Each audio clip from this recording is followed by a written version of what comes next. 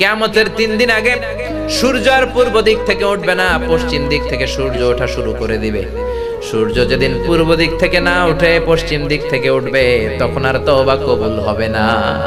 তখন যতই তওবা করেন কবুল হবে না।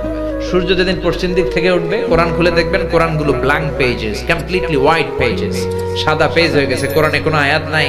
কোরআন মুখস্থ থাকবে, সিনার মধ্যে একটা আয়াতও আছে এরকম একটা লোকও থাকবে না, কোনো আলেমও থাকবে না। সব আলেম ওলামা মুমিন বান্দাদের বাম বগলের এইখানে একটা ফোড়া হবে, ওই ফোড়ার ব্যথায় সব মুমিনরা মরে লাশ হয়ে যাবে। শুধু কাফের মুশরিকদের উপর কিয়ামত প্রতিষ্ঠিত হবে। চিল্লায় কোন ঠিক কিনা? তার মানে কিয়ামতের আগ দিয়ে পশ্চিম দিক থেকে সূর্য উঠলে তওবার দরজা বন্ধ। 2 নাম্বার বাদাল গরগরা, মালাকুল মাউত যখন মানুষের রূহ ধরে টান দেয়, রূহ বের হতে বান্দার কষ্ট হয়, মুখ দিয়ে গরগর গরগর শব্দ হয়। ওই গরগরানি শব্দের পরে মানে মালাকুল মাউতকে দেখে ফেলার পরে তওবা করলে কবুল হবে না।